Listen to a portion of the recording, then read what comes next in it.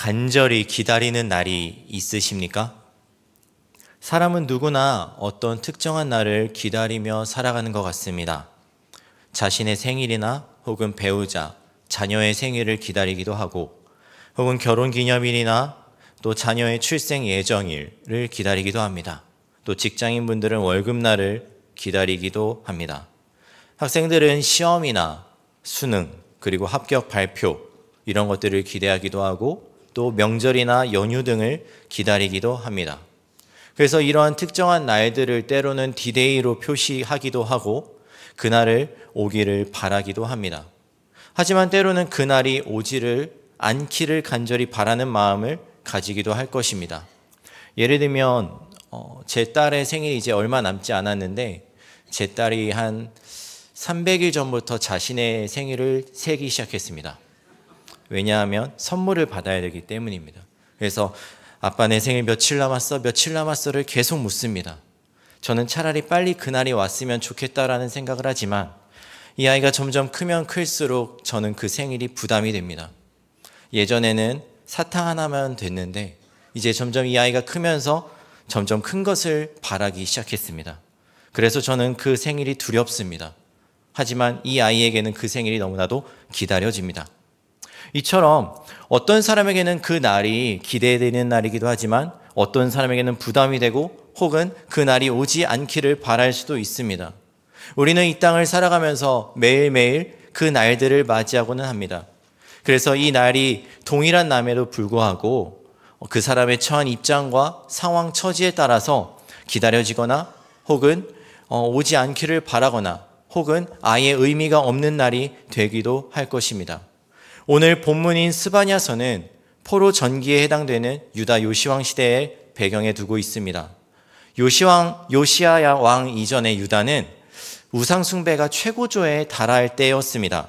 특히 므낫세 왕을 여러분이 기억하신다면 그는 우상을 향한 단을 쌓았을 뿐 아니라 바알과 아세라 신상을 곳곳에 세우기도 했습니다. 그리고 성전에 아세라 목상을 세우기도 했습니다. 므낫세는 그것을 넘어서서 자신의 아들을 몰렉신에게 바치기도 했고 무당들을 가까이 두기도 했습니다. 이러한 므낫세의 행동에 하나님은 열왕기하 21장 11절에서 그를 이렇게 평가하십니다. 유다왕 므낫세가 이 가증한 일과 악을 행함이 그 전에 있던 아모리 사람들의 행위보다 더욱 심하였고 또 그들의 우상으로 유다를 범죄하게 하였도다. 므낫세가 포로로 잡혀간 이후에 다시 돌아와서 하나님께 회개하고 백성들로 하여금 우상을 버리고 하나님을 섬길 것을 명령했었습니다. 하지만 이미 우상 숭배는 이스라엘에 팽배하게 되어버렸습니다. 그래서 므낫세의 아들 아몬 또한 아버지의 악행을 본받아 행하게 되었습니다. 그 이후의 왕이 오늘 본문에 등장하는 요시야 왕입니다.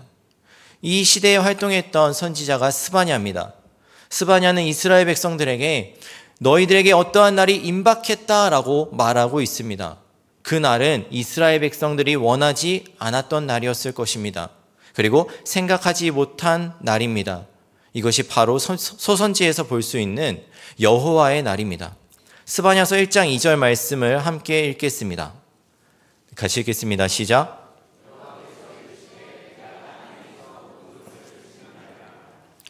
여러분이 잘 아는 것처럼 창세기 1장에서 하나님은 피조물을 창조하시고 생육하고 번성하라고 말씀하셨습니다. 그리고 그가 아브라함을 선택하셔서 그와 언약을 맺으셨고 이스라엘 백성을 자신의 백성으로 삼으셨습니다. 하나님은 이스라엘 백성의 하나님이 되셨습니다. 그런데 마치 노아의 홍수 때처럼 하나님은 지금 모든 것을 진멸하시겠다라는 심판의 메시지를 이스라엘 백성들에게 선포하고 계십니다. 하나님이 노아 홍수 때 심판을 선포하셨던 이유는 바로 만연한 인간의 죄 때문이었는데 이번에 심판의 메시지 또한 자신의 백성들의 타락으로 인한 것이었습니다. 그래서 스바냐서 1장 4절에서 6절 말씀에 이렇게 말하고 있습니다. 같이 한번 읽겠습니다. 시작. 내가 유다와 예루살렘의 모든 주민들 위에 손을 펴서 바알을 그곳에서 멸절하며 그마림이란 이름과 및 그 제사장들을 아울러 멸절하며 또 지붕에서 하늘의 무별에게 경배하는 자들과 여호와께 맹세하면서 말감을 가리켜 맹세하는 자들과 여호와를 배반하고 따르지 아니한 자들과 여호와를 찾지도 아니하며 구하지도 아니한 자들을 멸절하리라. 굉장히 무서운 말씀인 것 같습니다. 하나님은 유다에 대한 심판의 이유를 설명하면서 그들의 죄에 대해서 지적하고 계십니다. 그들의 죄는 세 부류로 나뉩니다. 하나님을 버리고 우상을 섬기는 자들, 그리고 하나님과 우상을 함께 섬기는 자들, 그리고 하나님을 버리고 하나님과 상관없이 살아가는 사람들에 대한 죄를 지적하고 계십니다. 이처럼 하나님을 버리고 죄악에 유다는 물들어졌고, 스바냐서 1장 7절에서 하나님의 심판이 가까이 왔다라고 스바냐는 선포하고 있습니다. 그리고 1장 18절에서 그들의 은과 금이 여호와의 분노의 날에 능히 그들을 건지지 못할 것이며 이 온 땅이 여호와의 질투의 불에 삼켜지리니 이는 여호와가 이 땅 모든 주민을 멸절하되 놀랍게 멸절할 것임이라 라고 여호와의 날을 정의하고 있습니다. 유다 백성들에게 이 메시지는 충격이었을 것입니다. 왜냐하면 그들이 바라는 여호와의 날은 하나님의 백성들을 압제하는 열방들을 심판하시는 그런 희망의 날일로 생각했기 때문입니다. 그들에게 여호와의 날은 구원의 날이었을 것입니다. 기쁨의 날이었을 것입니다. 하지만 하나님은 그날이 기쁨의 날이 아니다라고 말하고 있습니다. 아모스 5장 18절에 보면 어찌하여 여호와의 날을 사모하느냐 그날은 어둠이요 빛이 아니라 라고 말씀하고 있습니다. 그래서 이스라엘 백성들, 유다 백성들의 기대와는 달리 이 여호와의 날은 분노의 날이고 환난과 고통의 날이며 황무와 파괴의 날, 캄캄하고 어두운 날, 구름과 먹구름의 날, 나팔과 전쟁의 함성의 날입니다. 그래서 그들이 믿던 우상도, 그리고 그들이 가지고 있던 금과 은도 이 하나님의 심판에서 그들을 건져낼 수는 없었습니다. 이 심판은 완전히 멸망시키고 멸절시키고 두려워하는 절망적인 심판입니다. 하나님은 2장에서 열방에 대한 심판을 말씀하십니다. 그리고 다시 이어서 3장 1절에서 5절에서 이 열방만큼 심각한 이스라엘 백성들의 죄에 대해서 다시 한번 말씀하십니다. 이렇게 강조하는 것은 이스라엘 백성들은 결코 이 하나님의 심판에서 벗어날 수 없는 존재라는 것을 말씀하고 있는 것입니다. 결국 열방뿐 아니라 하나님의 백성들 포함한 이 모든 자들은 하나님의 심판에서, 그리고 이 심판의 날에서 자유할 수 없다라는 것을 말하고 있습니다. 하나님은 경고하셨습니다. 하나님은 사랑이 많으신 분이기 때문에 하나님의 선지자들 통하여서, 그리고 그들과 맺었던 시내산 언약에서부터 하나님이 이미 경고하셨었습니다. 하지만 듣지 않았던 것은 하나님의 백성들이었습니다. 그들은 하나님을 신뢰하지도 않았습니다. 경배하지도 않았습니다. 그리고 그들의 종교 지도자들인 제사장들조차 이미 타락해버렸습니다. 이러한 죄악들은 하나님께 돌아올 길이 더 이상 보이지 않았고 그들은 하나님의 심판을 피할 수 없었습니다. 이렇게만 메시지가 끝난다면 너무나 절망적인 것 같습니다. 그리고 너무나 두려운 날인 것 같습니다. 하지만 하나님의 심판은 동전의 양면과도 같습니다. 한쪽에는 굉장히 철저한 절망이 있는 그 심판의 메시지가 있지만 또 다른 한편에는 분명한 희망과 소망의 메시지가 담겨 있습니다. 이 동전을 사용하시는 하나님이 사랑의 하나님이기 때문입니다. 이러한 하나님의 사랑은 회개로 연결되고 있습니다. 이 회개는 그동안 이스라엘 백성들이 해왔던 것처럼 마치 사사기 시대처럼 우상과 하나님 사이를 왔다 갔다 하는 그런 일시적이고 단회적인 회개가 아닙니다. 완전히 돌이켜 하나님께로 돌아오는 것입니다. 하나님의 사랑은 그들을 죄악 가운데 영원히 심판하는 것으로 끝나는 것이 아니라 그들이 돌아온다면 그들을 다시 용납하시고 그들을 심판 가운데서 철저히 회복시키겠다라는 희망의 메시지였습니다. 그래서 오늘 본문을 포함한 소선지서에 드러나는 이 여호와의 날이라는 심판의 메시지는 모든 민족들을 심판하는 날이자 심판받을 백성들에게 하나님의 주권적인 구원과 회복이 일어나는 그런 희망의 날이기도 합니다. 스바냐서 2장 3절 말씀 함께 읽겠습니다. 같이 읽겠습니다. 시작.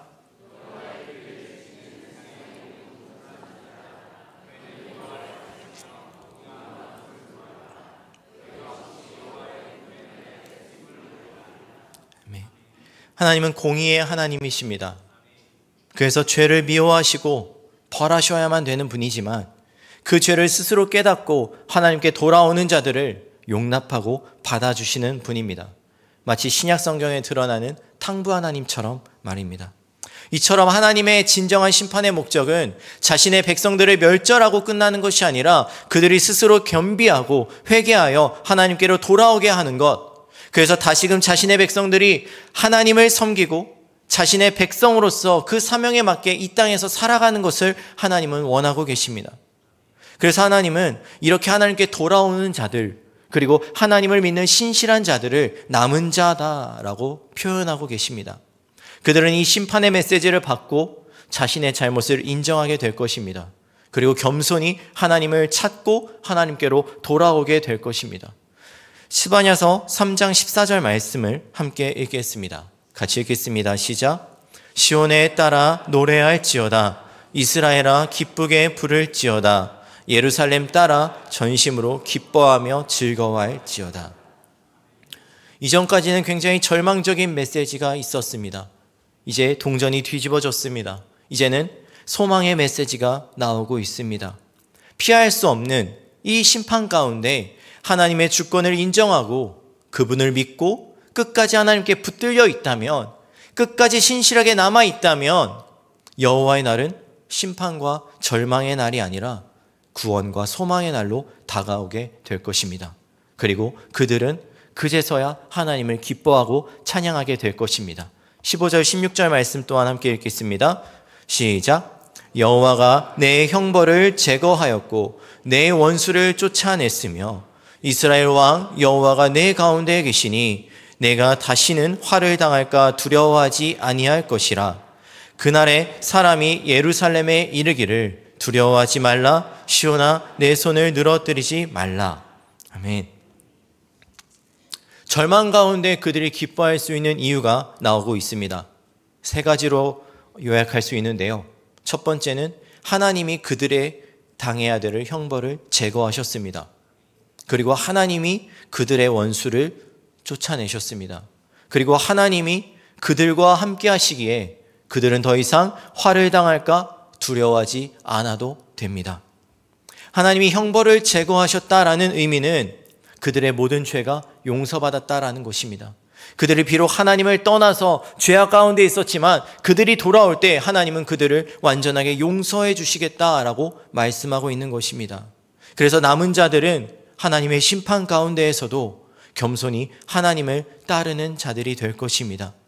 그러한 자들에게 하나님은 더 이상 그들이 두려워하는 심판의 도구로 또 사용하였던 그 열방들을 더 이상 그들 가운데 남겨두지 않을 것입니다. 그래서 하나님은 18절에서 20절에 모든 것을 심판하신 후에 그들을 포로에서 해방시키고 불러 모으시겠다라고 말씀하십니다. 그리고 하나님이 그들을 직접 불러 모으시고 그들을 다시금 하나님의 백성으로 세우시겠다라고 말씀하고 있습니다. 그래서 다윗과 맺으신 언약처럼 그들 가운데 영원한 왕을 세우시고 그들과 함께 하시고 그들을 보호하실 것이라고 약속하고 있습니다. 완전한 소망으로 지금 메시지가 바뀌었습니다. 17절 말씀 함께 읽겠습니다. 같이 읽겠습니다. 시작. 너의 하나님 여호와가 너희 가운데 계시니 그는 구원을 베푸실 전능자이시라. 그가 너로 말미암아 기쁨을 이기지 못하시며 너를 잠잠히 사랑하시며 너로 말미암아 즐거이 부르며 기뻐하시리라 하리라. 심판의 날에 우리는 바라볼 수 있습니다. 하나님만이 구원을 베푸실 전능자이십니다. 이 하나님의 주권을 인정하는 자들이 남은 자가 될 것입니다. 그리고 그들은 동일하게 맞이하는 이 여호와의 날에 절망 가운데 머물러 있는 것이 아니라 소망으로 여호와의 날을 맞이하게 될 것입니다. 하나님은 공의의 하나님이십니다. 말씀드렸던 것처럼 죄를 심판하시는 분이지만 하나님은 다시 한번 그들을 사랑하셨고 그들을 돌아오기를 원하고 계십니다. 그래서 이스라엘 백성들이 하나님을 떠났지만 하나님은 여전히 그들 가운데 계셨습니다. 그들을 버리지 아니하셨고 그들을 여전히 사랑하셨고 그들로 말미암아 기뻐하시고 또 그들을 향한 분명한 계획이 있으셨습니다. 그래서 하나님은 그들을 향한 사랑을 거두지 않으셨습니다. 그들을 완전히 진멸하지 않으셨습니다. 비록 이 심판은 임할 것이지만 분명히 남겨진 자들을 통하여서 하나님은 그들의 왕이 되어 주실 것입니다. 그리고 그들을 자신의 백성으로 삼아 하나님의 나라를 영원히 통치하게 될 것입니다. 이것이 이스라엘 백성들을 향한 하나님의 주권적인 은혜입니다. 이제 하나님께서 약속하신 이 구원은 더 이상 이스라엘 백성들의 행위에 의존하지 아니하게 됩니다. 그 말은 더 이상 이스라엘 백성들이 무엇을 어떻게 해야 하나님이 그들 가운데 계시고 그들을 구원하시고가 아니라 이제는 하나님이 그들 가운데 친히 계시고 그들에게 주시는 구원을 친히 이루실 것이라는 약속입니다. 그래서 하나님은 그들 가운데 놀라운 구원의 계획을 세우십니다. 이스라엘은 실패하였지만 하나님은 그 실패를 사용하셔서 승리로 만드셨습니다. 그것이 바로 아담과 하와의 범죄 때부터 그리고 아브라함 때 그리고 다윗에 이르기까지 하나님이 계속하여서 약속하셨고 계속하여서 말씀하셨던 그 메시아, 바로 예수 그리스도입니다. 하나님은 그 약속을 온전하게 이루셨고 그 예수 그리스도를 이 땅에 보내셔서 하나님의 구원의 계획을 완성하셨습니다. 이러한 선지자의 메시지, 이 메시지가 오늘날 살아가는 우리에게 어떻게 보면 너무나도 무거운 것 같지만, 어떻게 보면 굉장히 동떨어진 것 같지만 우리에게 소망의 메시지가 되는 줄로 믿습니다. 하나님의 은혜와 구원에 너무 익숙해져 버린 오늘날인 것 같습니다. 더 이상 죄에 대해서 심각한 인식이 없어지는 시대 같습니다. 타성에 젖어버린 이스라엘 백성들의 모습과 우리의 모습이 별반 다른 것 같지 않습니다. 하나님의 백성으로 구별되고 거룩해야 하는데 그 구별되고 거룩성을 잃어버린 채 우리는 세상과 동화되어 살아가고 있는 것 같습니다. 이러한 우리의 모습을 볼 때 우리는 너무나도 연약합니다. 너무나도 부족합니다. 우리의 죄성을 봅니다. 그런데 하나님은 우리의 죄성을 보지 않으십니다. 우리의 연약함을 바라보지 않으십니다. 더 이상 우리의 어떤 행위가 아니라 하나님은 우리 가운데 친히 그분의 아들의 옷을 입혀주셨습니다. 그래서 우리는 더 이상 이 여호와의 날이 두렵고 떨리는 날이 아니라 절망의 날이 아니라 소망의 날로 될 줄로 믿습니다. 하나님은 이스라엘의 하나님이십니다. 그 하나님이 오늘날 우리와 함께 하십니다. 그리고 우리를 절망 가운데 내버려 두시는 것이 아니라 심판 가운데 우리를 건져내셨고 그리고 말미암아 우리는 그분의 나라를 소망하며 이 땅을 살아가게 되었습니다. 이제 우리는 그 날을 소망할 수 있습니다. 우리가 해야 되는 일은 그분 앞에 스스로 겸비하여야 할 줄로 믿습니다. 우리의 연약함을 인정하고 우리를 이 땅에 남기신 그 하나님을 기억하며 살아가야 될 줄로 믿습니다. 그리고 우리를 그 하나님의 구원의 길로 인도하셨고 열어주셨던 그 하나님의 주권을 인정하며 매일의 삶 속에서 하나님의 백성으로 하나님의 자녀로 이 땅을 살아가야 되는 줄로 믿습니다. 그래서 우리에게 주어지는 이 매일의 삶 속에서 우리는 하나님을 기억하고 하나님과 동행하며 그분의 나라를 소망하며 이 땅에 영원한 것을 두는 것이 아니라 하나님의 나라에 소망을 두며 살아가야 될 줄로 믿습니다. 때로는 나에게 맡겨진 매일의 삶이 때로는 절망으로 다가올 수도 있습니다. 때로는 마치 열방에 당하는 그 수욕과 고난처럼 우리가 세상 가운데 여러 가지 수욕과 고난이 우리 앞에 다가온다 할지라도 우리는 이 땅에 남겨진 자로서 그것을 견디고 그것을 이겨나갈 때 하나님이 우리를 위로하시고 하나님께서 우리가 당하는 그 수욕과 고난을 기쁨과 소망으로 바꾸어 내실 줄로 믿습니다. 그래서 절망 가운데 소망을 피워내실 하나님과 또 그분의 나라를 소망하며 이 땅에 하나님께서 우리에게 맡겨주신 삶을 살아가는 저와 여러분이 되시기를 주님의 이름으로 축복합니다. 찬양하겠습니다.